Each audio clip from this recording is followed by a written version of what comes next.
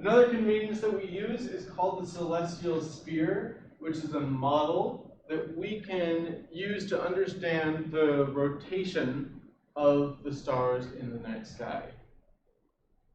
So the celestial sphere, you can imagine, is kind of a colander placed down on your head, and on the inside of that colander are all of the stars and all the constellations and all the galaxies and everything. Now, the reason why we use this model is that that's kind of how the night sky looks, isn't it? It kind of looks like you're inside of a sphere. And that sphere actually rotates around, and it rotates with approximately a 24-hour period, which is the rotation rate of the Earth. So if you imagine that you are inside of a rotating sphere, this is actually a really convenient way to visualize the motion of the night sky. And we call that a celestial sphere. It, of course, is not real, again, because of that third dimension. Everything's at a different distance, but it looks like it's on the sphere, and so we're going to use that model. Yes? So is that where Earth-centered theories come from? Looking at the sky and then see it? Yeah, I mean, that's basically where the Earth-centered theories come from. You're right. They didn't have the same model, but from our vantage point, it sure looks like everything's going around us. And our Earth-centered theories come from religion instead of science. Back when those Earth-centered theories were first popular with the Greeks, they didn't distinguish between philosophy and science. And so it was a melding of both.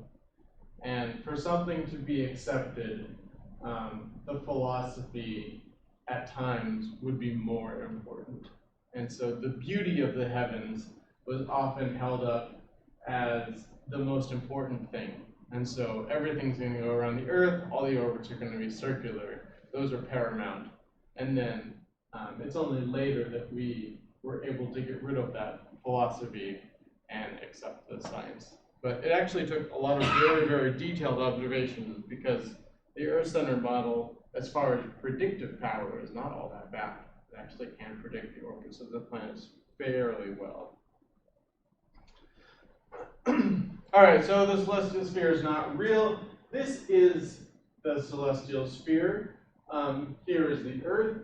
Here are all the planets. This is the path that the sun makes along the celestial sphere. We're going to return to that point in the second half of the lecture, which is the sun's motion on the celestial sphere.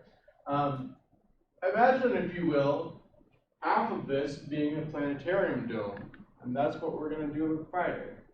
We're going to be plunked down inside a sphere that is half of this, and I will be able to project these constellations on it and move it around in real time.